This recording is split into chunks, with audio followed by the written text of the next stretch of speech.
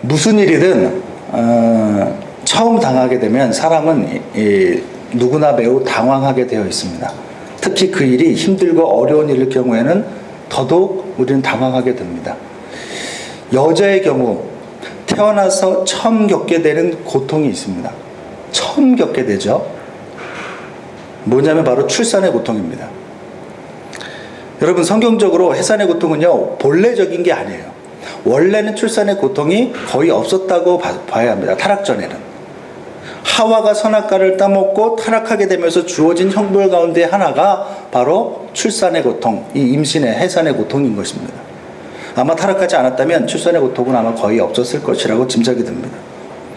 아무튼 여자에게 있어서는요, 처음에 자기 안에서 생명이 새로이 자란다라는 이 임신에 따른 이것도 굉장히 낯설고 힘든 일인데, 얼마 지나지 않아서 아기를 낳게 되면 처음 당해보는 이 해산의 고통 앞에 정말 당황하게 되고 어찌할 바를 모르게 됩니다.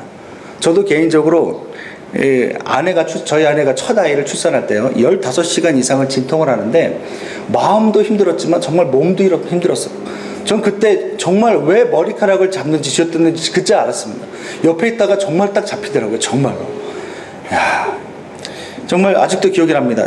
아내가요, 난생 처음 이 해산의 진통이 딱 오니까 그때 그 얼굴이라는 것은 뭐 이런 고통이 다 있어? 하는 어떤 그런 얼굴로 너무 놀라면서 그 다음부터 계속해서 진통이 계속되는데, 저는 우리 아내의 얼굴에 그런 다양한 얼굴이 있는지는 그때 제가 처음 알았습니다.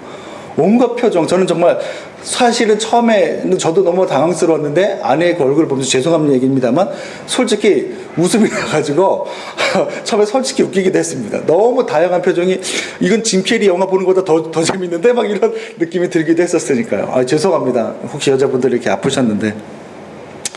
아무튼 난생 그때도 하는 말이, 나 이런 고통은 내가 처음 겪어본다, 이런 얘기를 나중에 저한테 또 하는 걸 들었습니다.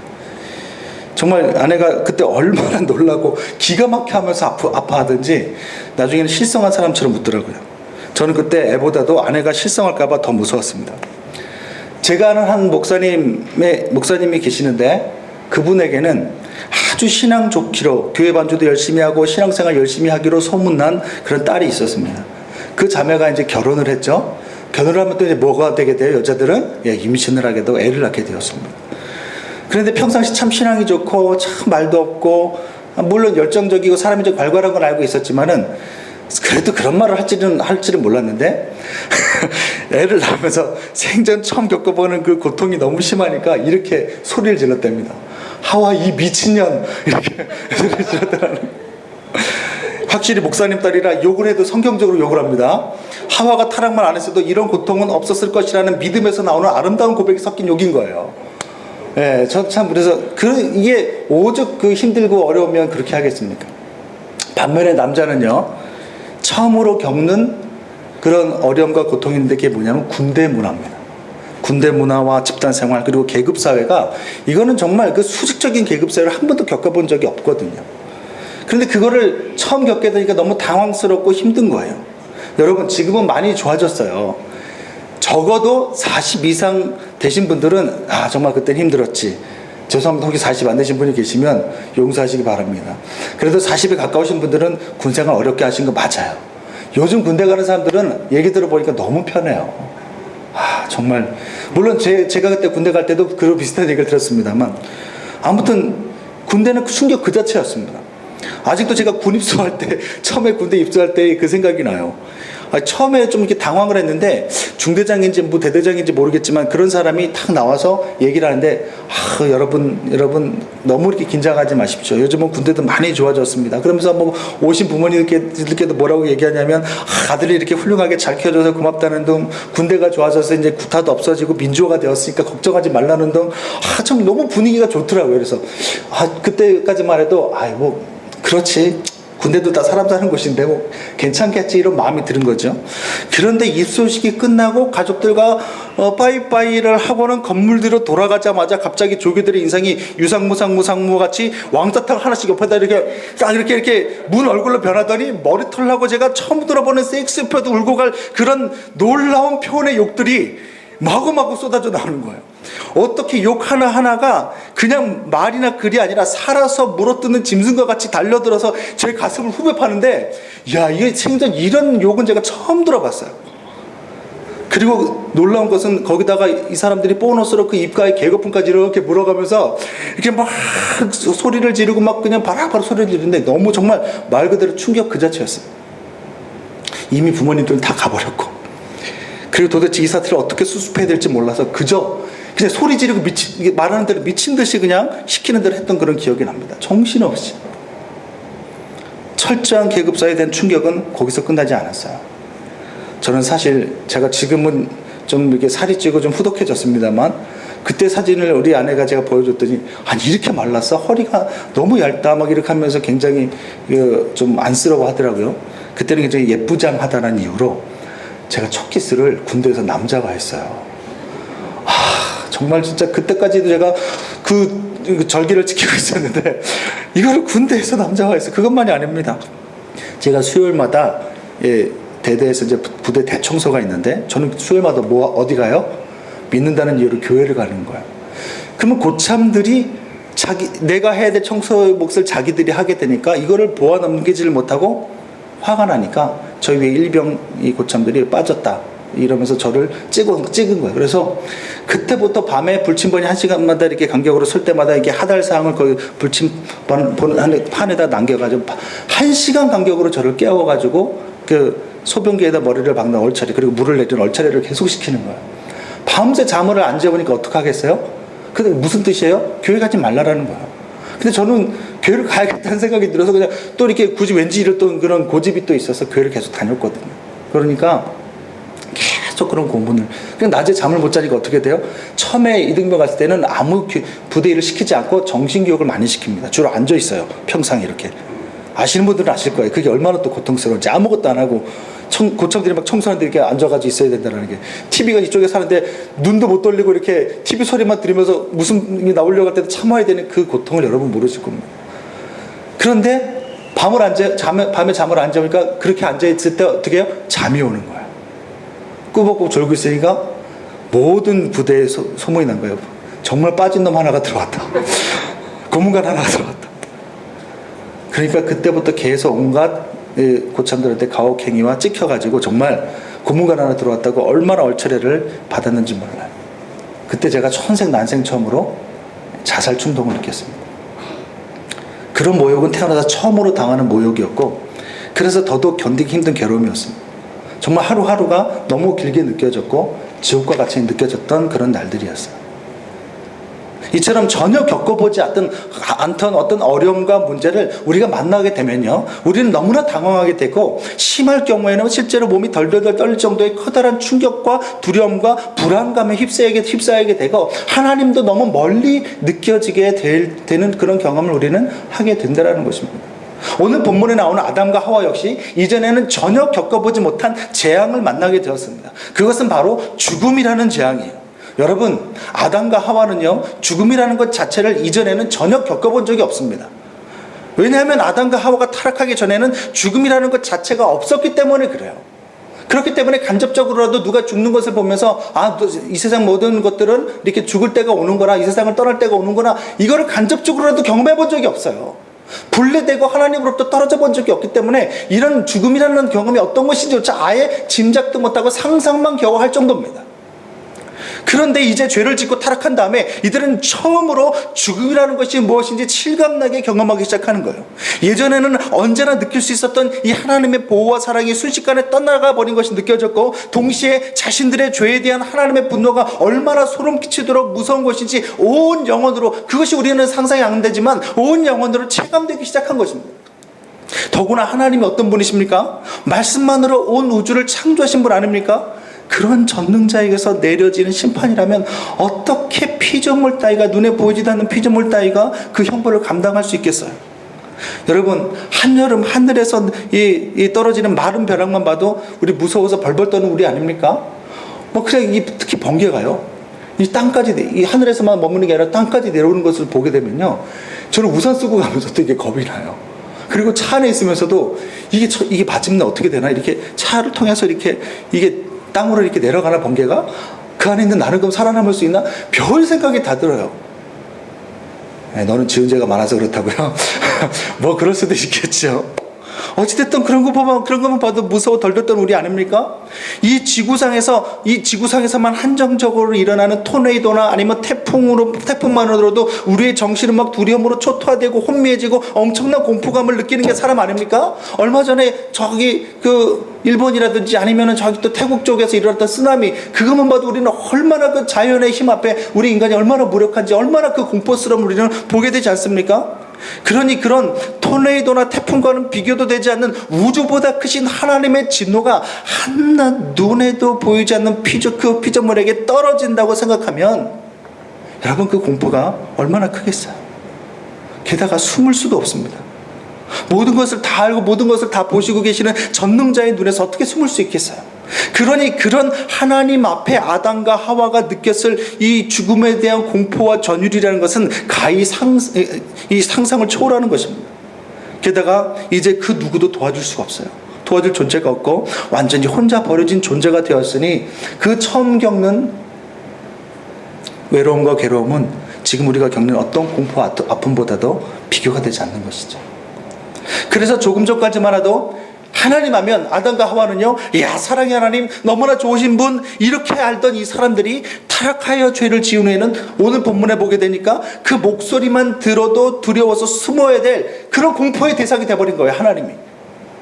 이것이 아담과 하와가 타락한 후에 처음 경험하게 된 죽음에서 느끼는 그런 공포와 절망이었습니다. 여러분, 우리도 살아가다 보면 생전 처음 겪게 되는 그런 어려운 일들, 아니면 또 비슷한 어려움이라 하더라도 도대체 이거는 종류가 다른 차원이 다른 그런 힘든 일을 당할 때가 있습니다. 게다가 그때 우리 곁에 아무도 도와줄 사람이 없을 때를 우리가 만날 수가 있어요. 이 일이 도대체 내가 겪은 이 일이 어떻게 진행될지 도저히 알 수가 없어서 그래서 더더욱 불안하고 두려울 때가 있습니다. 그런 비슷한 경우가 오늘 이 창세기의 말씀을 듣고 있는 출애굽한 이스라엘도 마찬가지였어요. 이제 요단강만 건너면요, 본격적으로 가나안 족속들과 싸워야 하는데 자신들에게는 그런 싸움에서 이 전투에서 이길 능력도 힘도 없었습니다. 아니, 도저히 이길 승산조차 보이질 않았어요. 저 가나안 족속들이 어떠한 전술로 나올지, 그들이 사용하는 무기가 어떤 것인지, 과연 이길 수는 있는 것인지, 괜히 이 강을 건넜다가는 개죽음을 당하는 것은 아닌지 도저히 한치 앞을 장담할 수 없고, 아니 오히려 건넜다가는 몰살 당할 것이 뻔하게 보이는 그런 길이었습니다. 하지만 그렇다고 이제 돌아갈 곳이 있는 것도 아니에요. 한마디로 진퇴양난이요, 절망 그 자체였습니다. 그런데 그런 상황에 있을 때 하나님은 모세를 통해서 오늘 이 말씀으로 주의 백성들에게 용기와 힘을 주신 것입니다. 어떤 점에서 오늘 우리가 읽은 이 본문의 말씀이 하나님의 백성들에게 힘이 되는 것입니까? 첫 번째는, 하나님은 어떠한 경우라도 당신의 백성을 결코 포기하는 일이 없으시기 때문에 이 말씀이 우리에게 힘이 된다는 것입니다. 여러분, 오늘 8절 말씀 다 같이 한번 읽어볼까요? 우리 8절 한번 띄워주세요.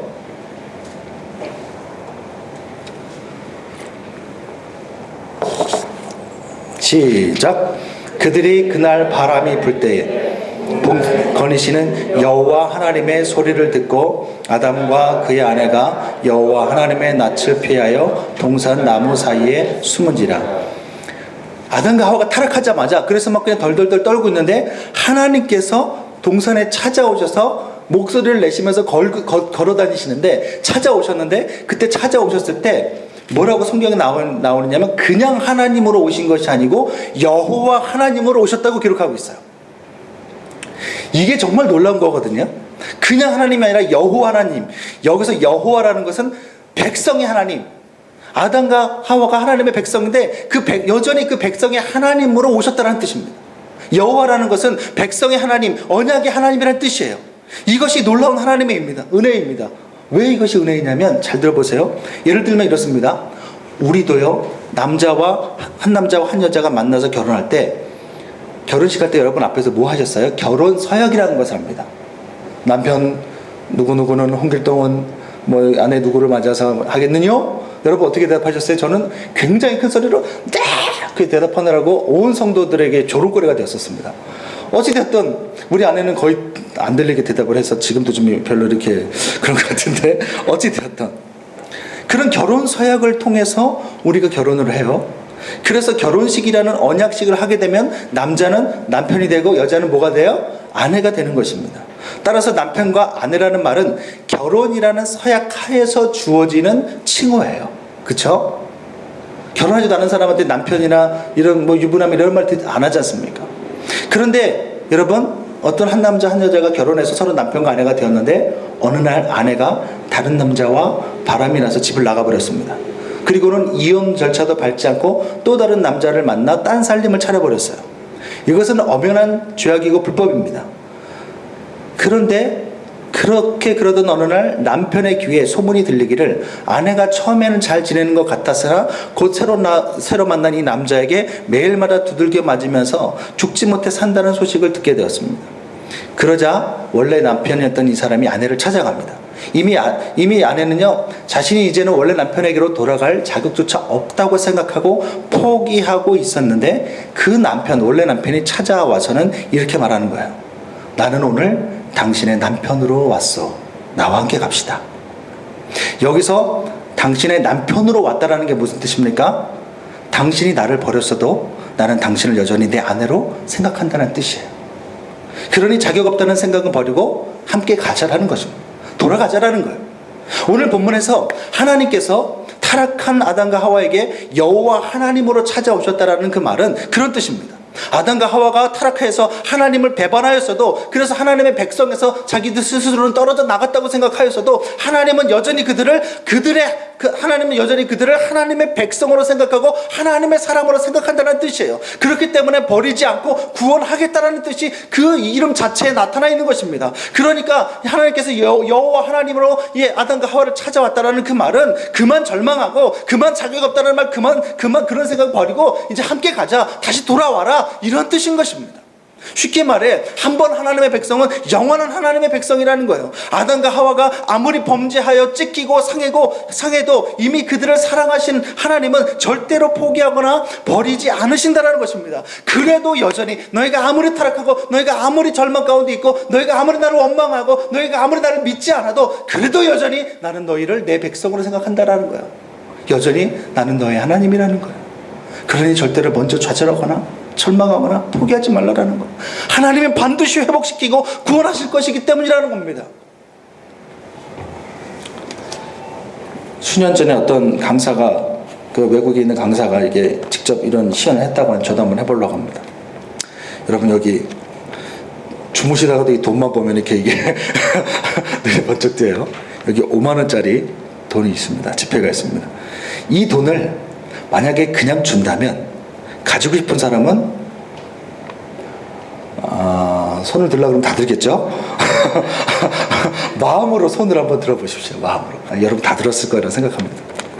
자, 갖고 싶죠? 저도 참 개인적으로 좋아하는데요. 제가 한번 가져볼까요? 예.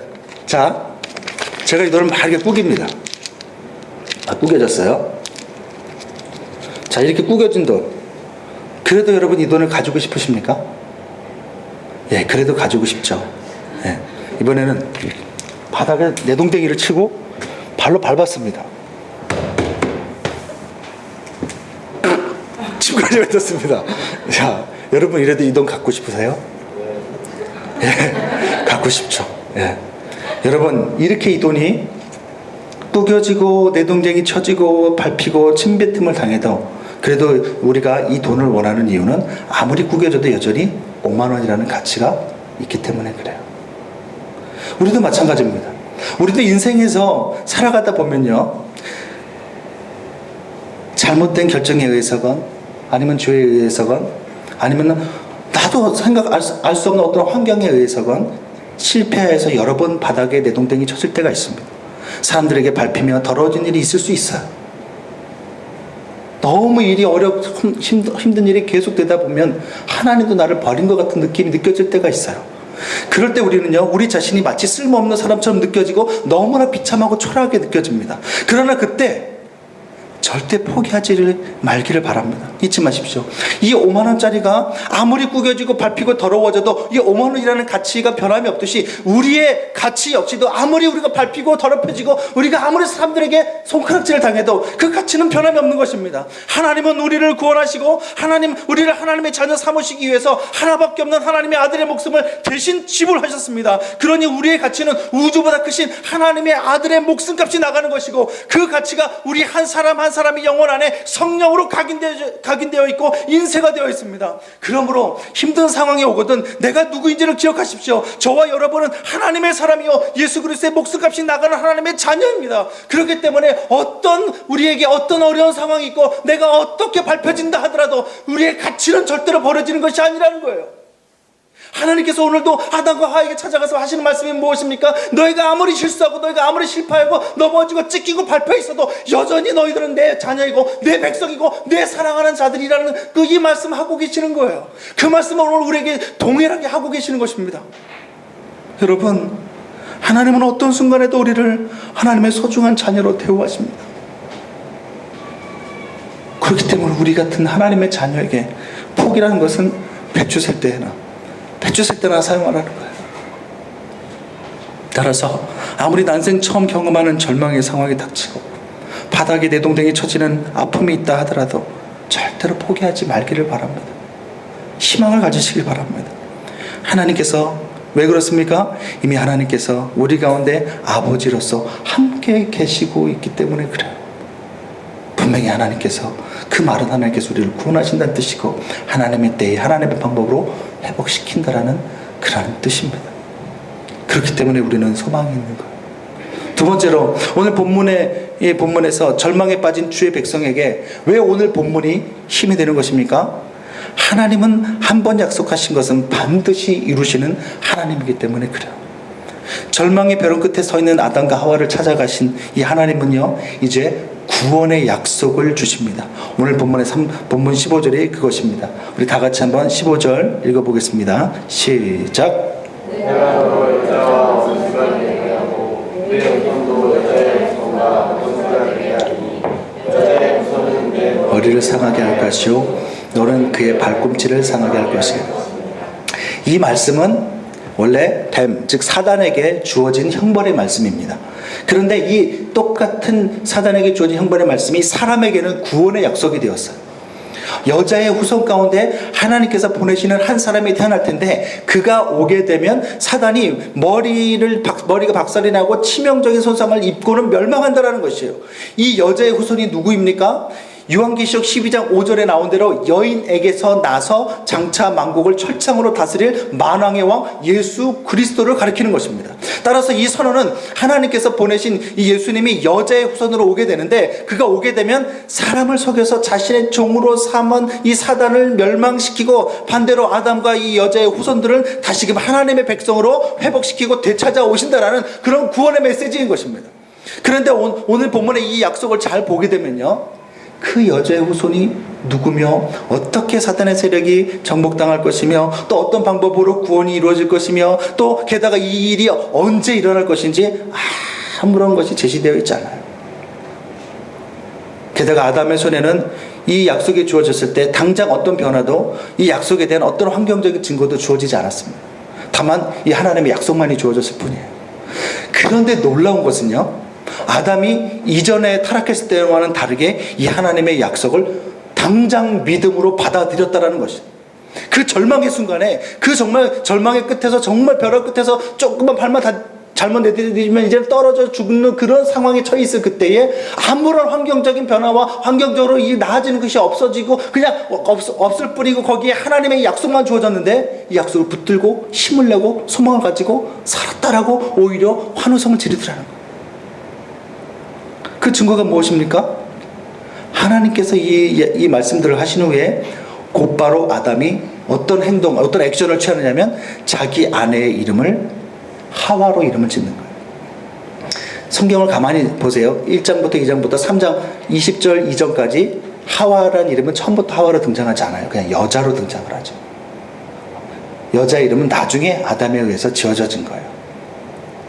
그런데 이 3장 15절에 이 정말 절망적인 가운데 주어진 저 말씀이 주어지자마자 자기 아내 이름 하와로 지었는데, 하와란 이름의 뜻이 무엇이냐면 생명 또는 생명을 주는 자란 뜻이에요.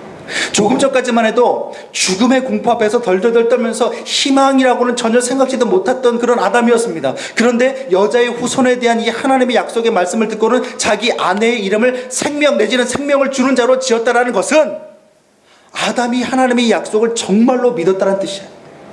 그 믿음의 고백으로 아내의 이름을 하와라고, 생명을 주는 자. 야, 우리가 이제 살았다. 우리 후손들도 살았다. 이런 뜻으로 지은 것입니다. 여러분, 주 안에서 사랑하는 성도 여러분, 우리도 때로는 아담과 같은 어려운 상황에 직면하게 될 때가 있습니다.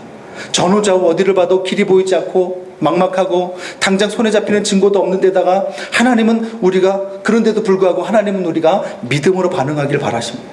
이대로 가다간 정말 망할 것 같은데도 하나님은 우리가 아담처럼 약속을 붙들고 힘을 내길 바랍니다. 왜 그렇습니까? 하나님은 약속하신 것은 반드시 지키고 실행하시는 분이시기 때문에 그렇습니다. 그 증거가 무엇이에요? 하나님은 약속하시면 반드시 지킨다. 그 증거가 무엇입니까? 예수 그리스도의 십자가입니다.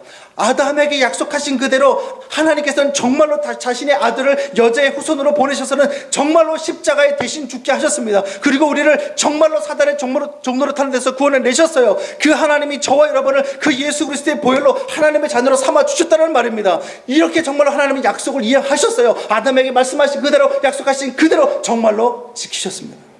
그러니 정말 우리 하나님은 믿을만하고 신뢰할만한 분 아닙니까? 그러니까 약속은 믿고, 그 약속이 우리 가운데 지금도 함께 계시는데, 그러니까 우리가 믿음으로 끝까지 그 약속 붙들고 힘을 내고, 분명히 하나님께서 구하신다고 하셨으니까 우리가 다시 그 용기를 내라는 것입니다. 얼마 전 유재석 씨가요, 여러분 발음이 또 안 나와요. 유재석 씨 잘 아시죠? 무한도전. 제가 얼마 전 유재석 씨가 무한도전에서 무슨 노래 이런 거 하는데, 가수 이적 씨와 함께 말하는 대로라는 노래를 불러서 수많은 사람들의 마음에 감동을 준 것을 기억을 합니다. 저는 개인적으로 성경과 무한도전을 꼭 봅니다. 말하는 대로는, 이 말하는 대로라는 노래는 유재석 씨의 그 인생을 담은 그런 노래입니다. 여러분, 유재석 씨도 10년의 무명 시절이 있었습니다. 그 당시 그런 그에게 최고의 공포는 내일이 돼도 할 일이 없다라는 것이었어요. 그래서 매일 밤마다 내일 뭐 하지? 하며 불안과 슬픔 속에서 잠이 들었다고 합니다. 정말 나에게 내일은 있는 것인가? 그런 어떤 10년 동안 무명이 계속되니까 그런 마음의 어려움들이 있었던 거죠. 그래서 매일 밤마다 그렇게 힘들게 밤을 지샌 것이죠. 그런 그가 어느 날부터인가 말하는 대로 된다고 믿고, 꿈을 위해 하루하루 버티면 된다라 이렇게 믿고 정말 하루하루 정말 버텨가니까 어느 순간에 길이 열렸다라는 것이 그 노래의 중심 내용이에요. 그러니까 말하는 대로 되니까 여러분 꿈을 버리지 말라, 그런 뜻입니다. 여러분, 신앙 없는 사람도 손에 잡히는 것 하나 없어도 말하는 대로 꿈꾸는 대로 된다고 믿고 10년을 버텨서 길이 열렸다면, 약속에 신실하신 하나님을 섬기는 우리는 더더욱 믿음을 가지고 지금의 어려움들을 이겨내야 하지 않겠습니까? 주 예수님께서 분명히 말씀하시기를 세상 끝날까지 우리와 항상 함께 하신다고 약속하지 않으셨습니까? 그렇다면 우리는 우리가 말하는 대로가 아니라 하나님께서 말씀하신 대로 반드시 될 것을 믿고 견딜 수 있어야 된다는 말이에요. 우리가 말하는 대로 되지 않을 수도 있어요. 하지만 반드시 되는 것이 한 가지가 있는데, 하나님께서 말씀하시는 대로 된다는 것입니다. 말하는 대로가 아니라 말씀하신 대로. 말씀을 정리하며 제 이야기를 마무리 짓고 찬양을 했으면 좋겠습니다. 앞서 말씀드렸던 대로 저는 군대에서 처음으로 절망이라는 것을 배웠습니다. 수없이 계속되는 얼차려와 구타, 무엇보다 잠을 재우지 않는 그 고통이 너무나도 컸어요. 더군다나 그보다 더 컸던 것은 매일 밤마다 계속되는 옆자리에 있는 이 상병, 그 당시 상병이었어요. 제가 이등병 때. 그 사람 예수 믿었으면 좋겠는데 이름도 제가 기억합니다. 왜냐하면 저의 첫 상대니까. 밤마다 계속되는 어떤 어떻게 보면 정말 성추행이죠. 그게 너무 모욕적으로 느껴지는 거예요. 결국은 제가 어떤 생각을 했느냐면 자살을 생각하게 된 거예요. 그 당시 제가 전방에 있었기 때문에 전차부대다 하더라도 탄약고 보초를 쓸 때만큼은 실탄이 지급이 돼요. 그래서 그 탄창 안에 3발이 지급되는데 2발은 공포탄이고 1발은 실탄입니다. 그래서 만약에 혹시라도 유사시에 어떤 일이 생기게 되면 처음 2발은 공포탄을 발사하고 나머지 진짜 실탄으로 상대방에 대해서 이제 이렇게 저지하라는 그런 뜻입니다. 제가 그걸 알고 있죠. 그런데 탄약고 보초는 거의 2, 3주에 한 번씩 저한테 돌아오게 되어 있어요. 왜냐하면 돌아가면서 보초를 써야 되기 때문에. 제가 그래서 자살을 결심하고는 탄약고 보초의 날을 기다리기 시작했습니다. 그런 가운데서도 여전히 고참들의 성적인 이런 모욕과 얼처리는 계속되었습니다. 도저히 견딜 힘이 없었어요. 그러다가 이런 마음도 들었어요. 차라리 이 실탄으로 저 인간들을 한 놈이라도 내가 같이 데리고 갈까? 그렇게 하면 내가 영창을 가버릴까? 하는 생각도 있었으나 그것보다는 나 하나 사라지는 게 낫겠다라는 생각이 들었습니다. 점점 그러다가 탄약과 보초의 날이 다가옵니다. 절망이 너무 크게 느껴지니까요. 제가 어려서부터 교회를 다녔지만 하나님이 너무 멀게 느껴지는 거예요. 너무 크게 느껴지니까. 그리고 죽는 것에 대해서 추호의 미동, 어떤 흔들림이 안 느껴지더라고요. 참 지금 생각하면 무서운 생각이었죠. 그런데 탄약과 보초 순번이 돌아오기 며칠 전 어느 날 제가 대모실에 딱 갔는데 왠지 처음 보는 병장 하나가 제 침상 바로 옆자리에 앉아 있는 거예요. 이름이 배복한 병장이래요. 이름을 듣는 순간 여러분 군대 다녀오신 분들 알겠습니다. 들어가자마자 서열을 순위를 80명 90명 된 사람들 다 외워야 됩니다. 혹시 여러분 이름 외우는 게 쉬울 것 같아요. 순서대로 외워야 돼요. 그래서 이게 다 순서대로 외워야 되는데 그때 제가 외웠던 그 병장 중에 하나라는 걸 그때 알게 된 거죠. 저 사람이 근데 그동안 왜 없어서 왜 없었나 했더니 알고 봤더니 3개월 동안 외지 파견 근무를 마치고 이제 지금 막 들어왔다라는 거. 저는 그 사이에 자대의 전차부대에 배치가 된 거고. 저분이 바로 서열 3인가 5인가 하는 그 병장님이구나. 알고 봤더니 그 병장이 제가 속했던 전차부대 전체의 군종병이었어요. 그런데 그분이 저를 보자마자 저를 아는 거예요. 네가 정유엘이지? 딱 얘기하는 거예요. 제가 깜짝 놀랐죠. 그러더니 이야기 좀 하자고 그러는 겁니다. 그래서 이야기를 하면서 하는 말이 네가 총신대 신학과 출신이라는 제가 얘기를 듣고는 이미 외지했을 때 너를 내 후임으로 내가 이제 병장이라서 조금 있으면 나가야 되기 때문에 내 후임 군종병으로 내가 생각하고 있다. 그러면서 이분이 저한테 뭐라고 물어보냐면 요즘 뭐 어려운 거 없냐? 힘든 일 없어? 이렇게 물어보는데 갑자기 눈물이 확 쏟아지는 거예요. 그냥 눈물이 줄줄 흐르는 거예요. 그래서 제가 그동안에 있었던 그 어려운 일들, 성적인 어려움이라든 추행당하는 거 하며 얼차례 당하고 매 맞고 이런 얘기를 했더니 너무 그래서 죽고 싶다. 정말 사실 죽으려고 생각도 했다. 근데 아무도 주변에 이런 말할 사람이 없었고 집에다가도 전화할 수 있는 상황도 아니었고 이등병 때는 전화도 못 하니까요. 그랬더니 배복한 병장님이 제가 평생 잊을 수가 없어요. 저한테 씩 웃으면서 책 한 권을 딱 내밉니다. 그러면서 이 책 한번 읽어봐.